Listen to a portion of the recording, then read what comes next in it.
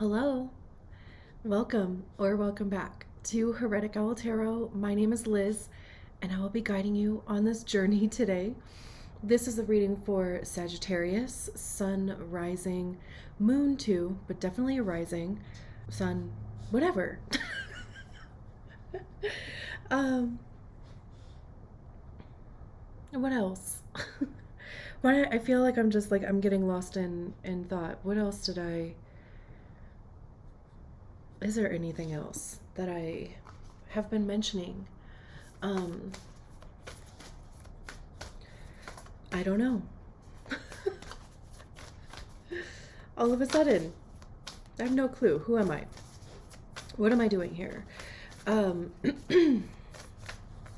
I'm happy to be doing zodiac readings again this month. For a while, my guidance was to focus on human design profile readings, and while I was getting ready to do those readings, I had this feeling, this fluttering to reintroduce zodiac readings. So here we are.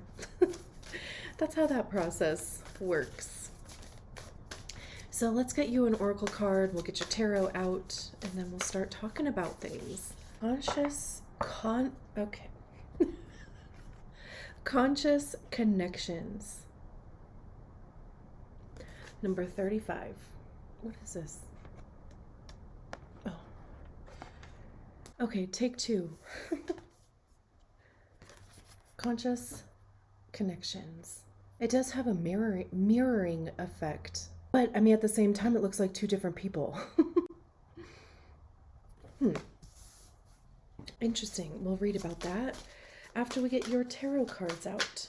We have the Star card, Awakening or Judgment, the Five of Swords, Ten of Pentacles, Seven of Wands.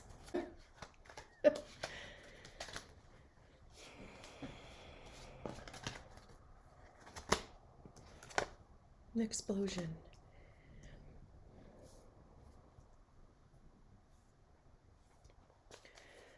One more.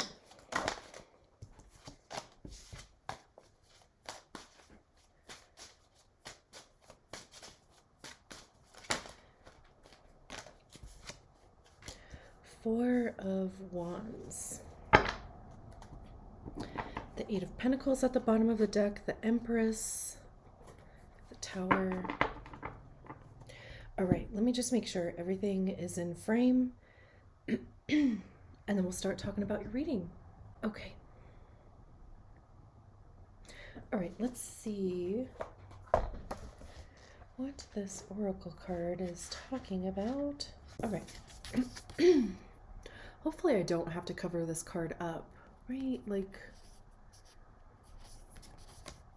you know, I don't know if like YouTube is like kind of weird about that. I don't know. I hope not. It says, there is a call for more intimacy in your immediate relationships. There is an opening for heart-to-heart communication that can salvage and restore a broken relationship or friendship if you are willing to honor your differences and look to what unites you. Sometimes it is hard to bear the differences between one another. One person may be willing to live life in high definition, whilst another may prefer to live it more vicariously, until they have the confidence to step onto the center stage of their own life story. We are not here to judge each other, just to love and be loved and let go of those that cannot accept us as we open up to those who can.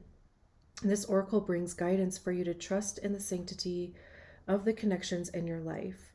If you have asked to experience a more sacred connection with people who truly get you and want to play life with you rather than at odds with or against you, then this oracle is confirmation that this manifestation is on its way to you now. It may or may not be obvious at first, but kindred spirits are going to enter your life to help you connect with your deeper feelings and creativity. They will give wings to your inspirational ideas and big dreams. If you have been asking for healing in your current friendships or other immediate relationships, Know that this can happen through your willingness to express your true feelings and allow the situation to either fall apart or come together according to the greater workings of life. Sometimes webs that have joined people together are broken, and that is appropriate as people may outgrow what once held them together. Sometimes the ties that bind us together are so strong that they are able to withstand a great deal of pressure and still remain intact. The webs of connection between us will sever or sustain based on the higher wisdom of life itself. Either way, healing happens in the resolution of our feelings, and we are once again able to feel free, forgive, and be ready to move on to the next stage of relating, either with a person who has been in connection with us for a time or with someone new. This oracle asks you to remain open to healing connections and to allow people to be close to you. Trust in the process that draws people in and out of your life. Resist nothing and seek wisdom in all.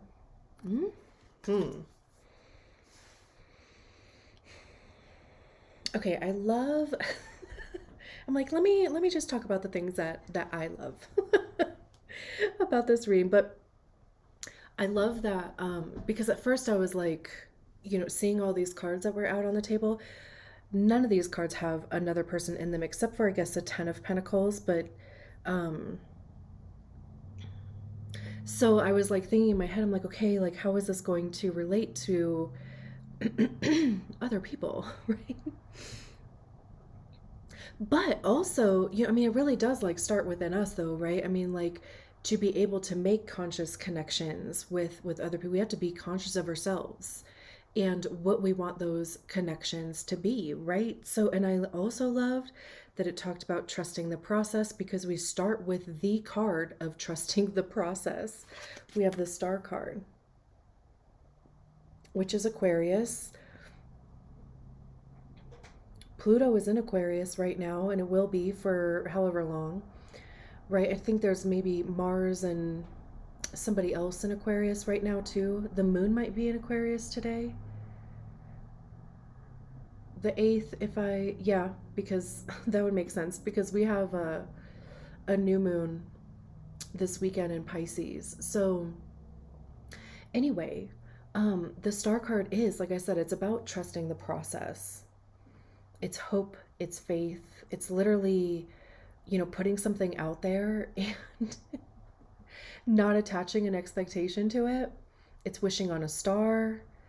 All of those analogies that you can attach to literally the same meaning of something.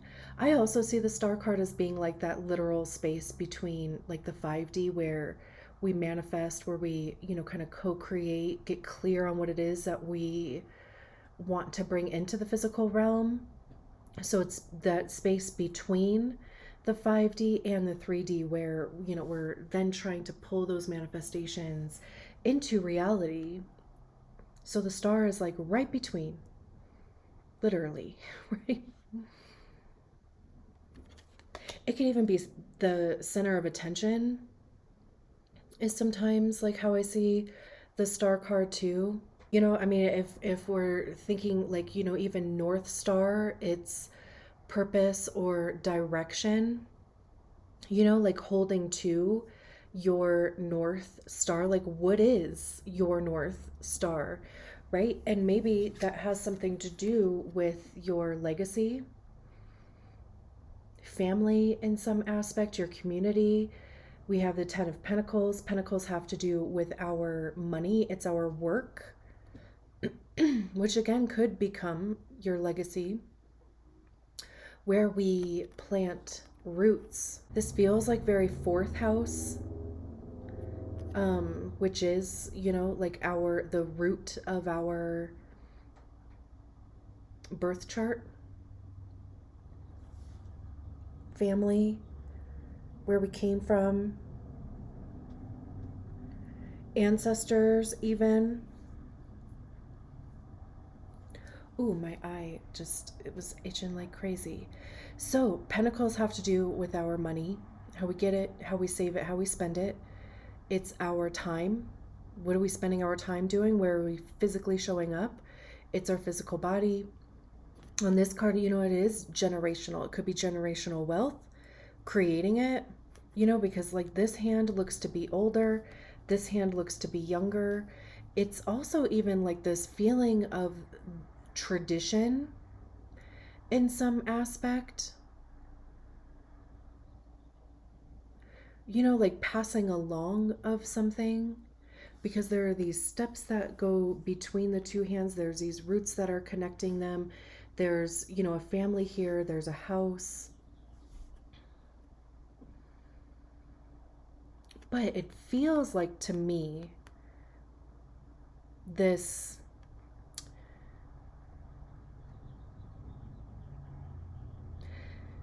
disconnection, or like breaking from tradition. It could be breaking ancestral, traditional, whatever it is, cultural stuff. It's like, recognizing where you came from, right? Because, the roots between the two, right? So it's recognizing where you came from, how you got here, but and also maybe even respecting and honoring that. But because it doesn't really feel like these hands are like holding each other, and it feels like the only connection between these two are these roots. So there's a letting go of healing, even generational ancestral stuff, creating maybe, like a new tradition, new legacy, not carrying on with something. It doesn't feel bad though, right? I mean, it feels empowering. It feels like saying, thank you, but I recognize that in your lifetime or whatever, like this is how it was, but for me, I'm going to create something different. Oh my gosh, especially we have this awakening card after. We'll get to that, but I think it's cool that that's the next card, because there is this evolution, maybe that comes from this conscious, again, like having awareness, bringing awareness to whatever this lineage was, and creating something new. Because so in this awakening card or the judgment card, I mean, they're literally shedding their skin. They already have, actually. So it's already happened. The transformation has already occurred. And now it's a matter of, just kind of shaking out your wings a little bit, getting comfy in your new setup. The judgment card is a card right before the world card. So in order for the world card to even take place, this transformation has to happen. Truly, right? Because again, like even just what I was saying about the 10 of Pentacles, it's like whatever this skin was, it could have been an identity, it could have been cultural, a family, a generation, or an ancestral. I think all of those words that were going to come out no longer. It no longer works. However, though, it has given you the ability to transform into this beautiful butterfly. I mean, it's not a butterfly, but I mean, it's going from somebody who doesn't have wings to somebody that does. It could even be because, I think the card was saying like if it hasn't arrived yet, it will. I think that was this card, or if I'm like confusing it with one of the other cards, but it's kind of, especially starting with a star card, if you're like right in the middle of which, this is kind of the middle. It's already happened, right? You've already come out of or shed the skin, but you're not like standing on your own feet yet, right? Like you're not in the air using those wings.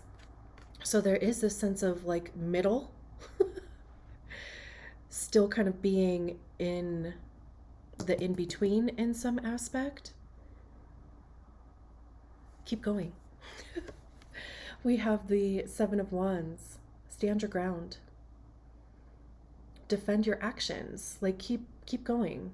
Even if you have no evidence of it working, you have no, which I'm sure you do have evidence of it working, but even if you have no evidence of, what it's finally going to be, because wands have to do with action, the motivation behind the actions that we take, creativity, passion, how are we communicating those things? I also see wands as being the suit of information, because that's what we get by trying things. We figure out what works, what doesn't work, what do we like, what don't we like, what stays, what goes. And I think that the only way to actually figure those things out is by trying them. And that's information.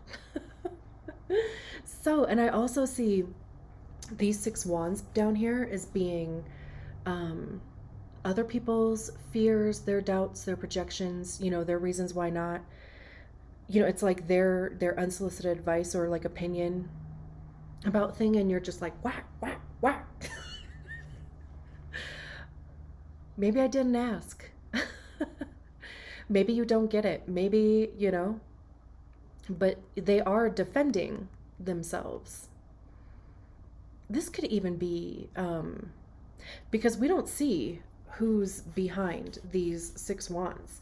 And originally, when I first started saying, I usually see these six wands as being other people's stuff, I literally heard in my head your own stuff. So this could even be taking down your own limitations, your own beliefs, your own reasons why not, whatever, right? But it's you against yourself. Whack, whack, whack.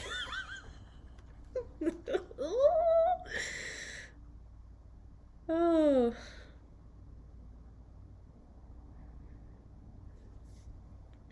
Maybe do that to yourself in the mirror. Whack, whack, whack. If you're like, if these wands are coming up and they're just, I think Brene Brown calls them gremlins, like our little stories that come up in our head. Whack, whack, whack. Oh my gosh. Speaking of, holy cow, though.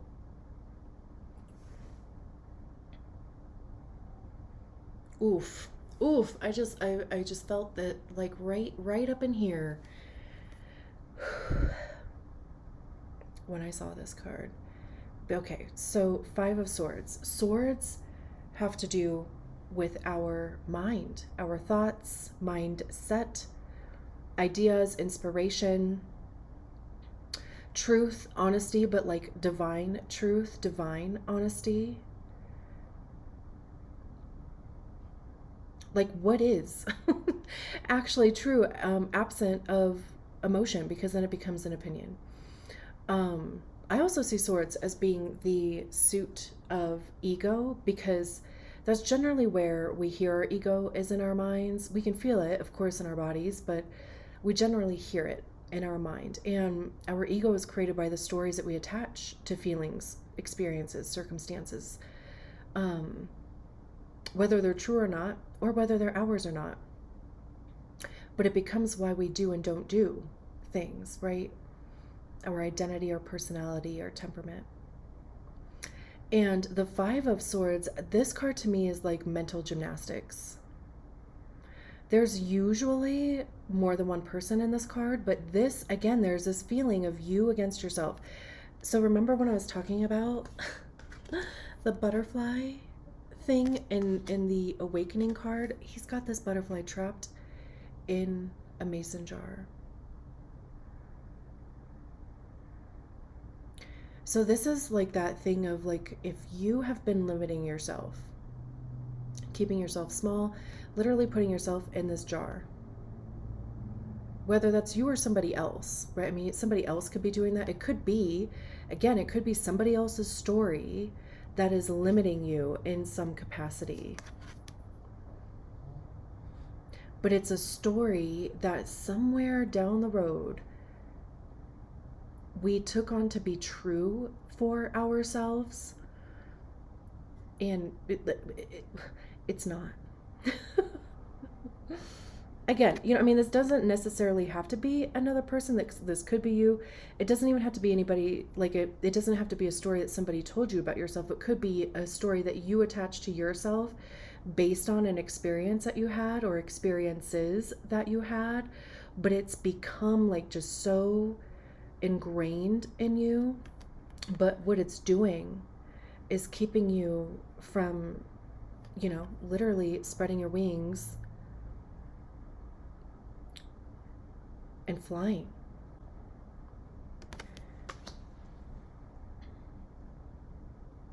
However,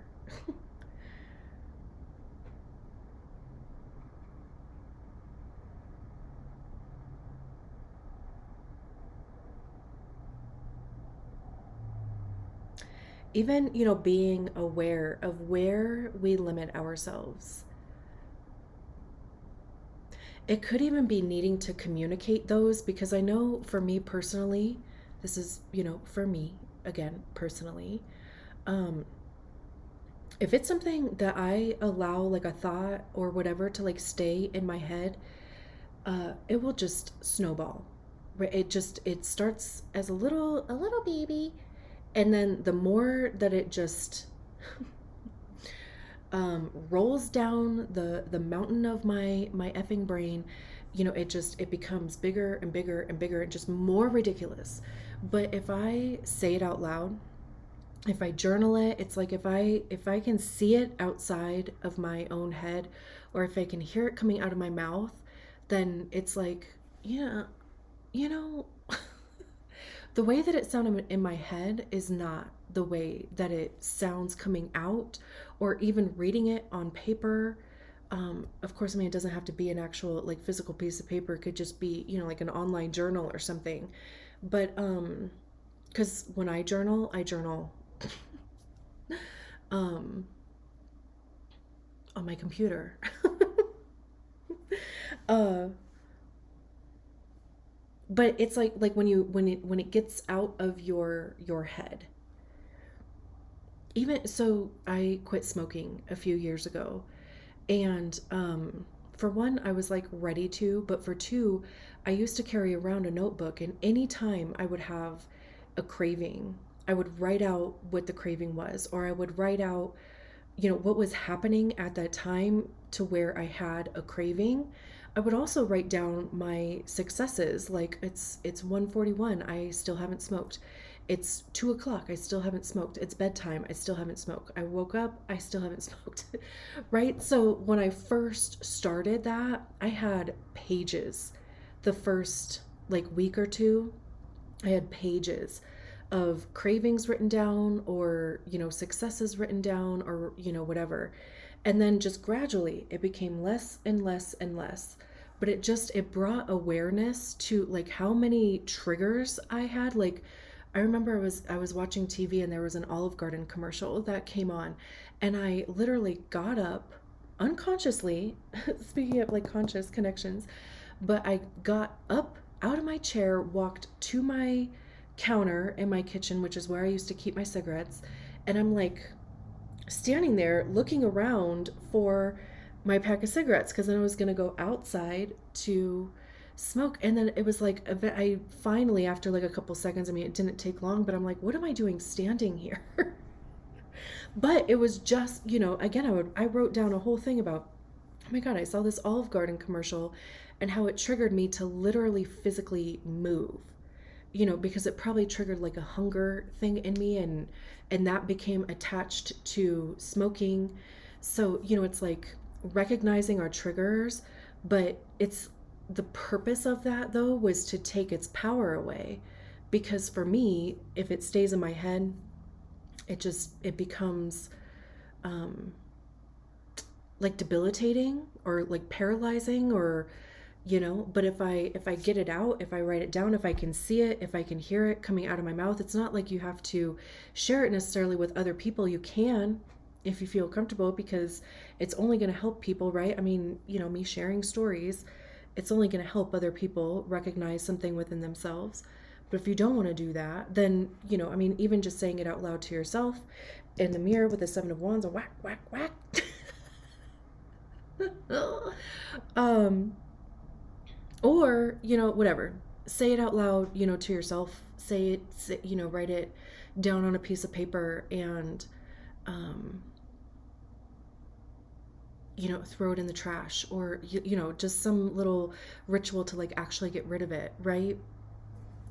And all of that, like, is to say, because we have the Four of Wands paired with the Five of Swords, this is a card of celebration. And to me, like, this card keeps feeling like this rite of passage thing.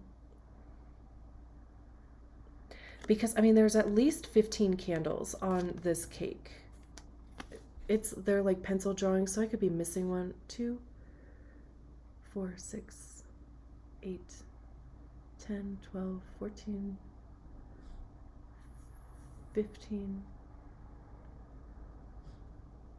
At least 15 that I can see. But there might be one or two more. But I just kind of keep, and just specifically with this depiction of the Four of Wands, because I don't know why this, it feels like an arc or something. And again, it's giving me this feeling of like a rite of passage. And then of course, even the birthday cakes and, 15, 16, in different cultures, there's parties that are put on for, it's this thing of, for going from childhood into early adulthood, and there's a celebration that comes along with that.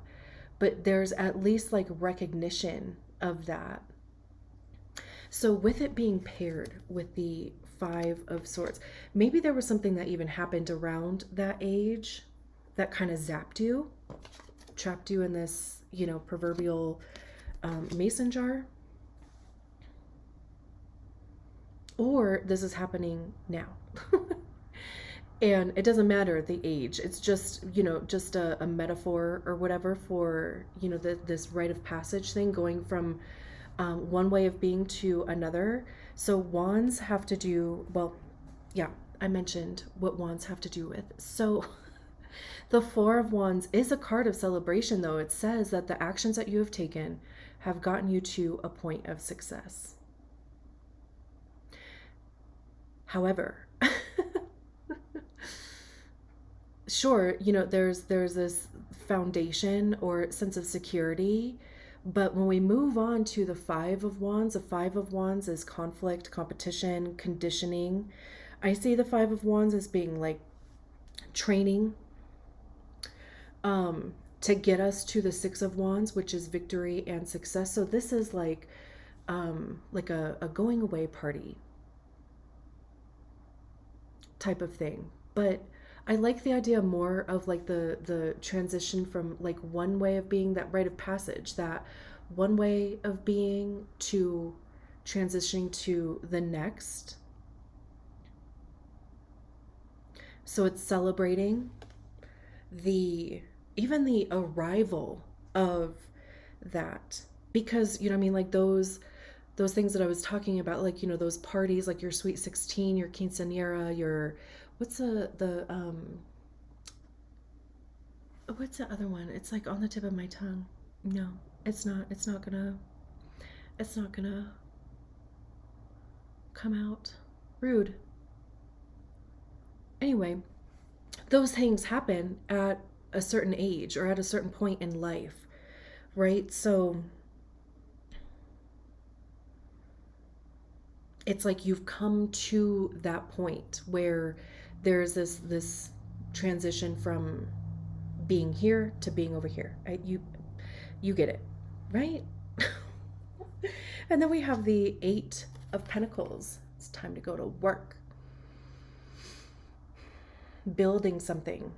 We talked about Pentacles. I was going to give the whole spiel about Pentacles again, but the Eight of Pentacles is putting in your time, your resources, your skills in order to master a thing. This is someone who knows already how to build a wall. So again, right? I mean, it's putting your experience, putting your skills, into use, but also getting paid for them, knowing your worth,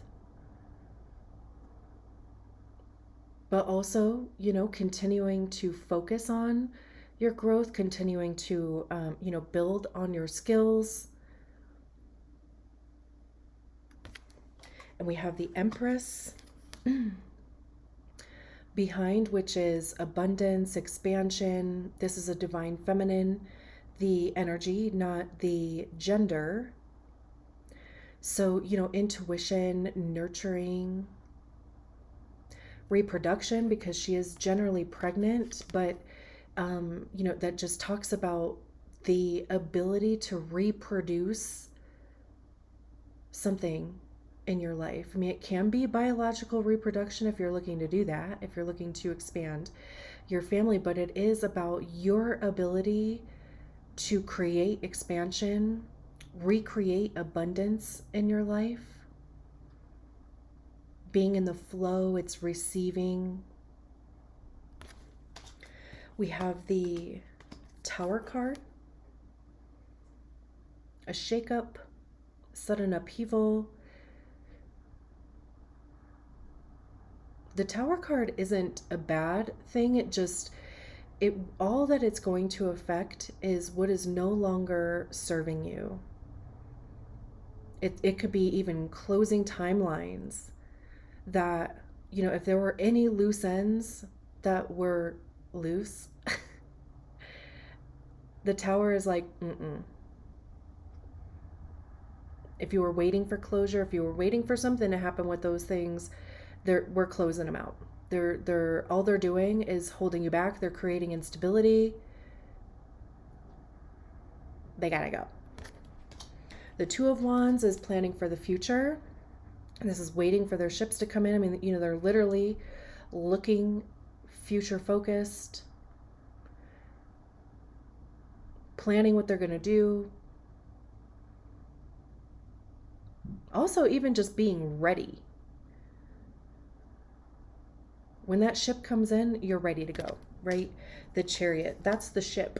The Chariot is being divinely guided. It's moving fast. This is even being carried over the BS. It's like you are going to be transported from one place to the other with ease. Like, you're not going to have to go through the whole journey of the mountainscape, right? You're going to just be flying above that. The Six of Wands, remember I was talking about the Six of Wands being success, victory, recognition. I love that. Should we go on? I mean, we could. The Nine of Wands is a wounded warrior. Standing on business, though, right? Like, I mean, they're standing on their truth. They're holding the Ace of Swords there, which is the sword of truth. Their ass may be thoroughly kicked, but they're still standing. This is, all of your life lessons. Nines are individual completion. You got what you needed to get. You're still standing. You're not to the 10. 10 is completion. So this is, take a rest, but you're one step away. Again, even just this feeling of like not stopping, not giving up. The Ace of Pentacles, a new opportunity. But, this tree, this person at least, this tree is already fully established. So this isn't like something brand new. It's already producing fruit, right? So there's something growing, something new that is forming out of something that already exists, is a feeling there. The Ten of Cups. Happy life, family, community. This is the Minor Arcana card to the Sun card. I mean, the sun is rising or setting, depending on which one you prefer. But it's everything good. There's this path here that's lined with the cups. There's this connection here, which even, conscious connections is where we started in the reading. The Hierophant, I mean, we could keep going, but this would be like hours long. So I'm going to leave it there. Beautiful. Thank you so much for allowing me to read your cards. I will talk to you soon. Bye.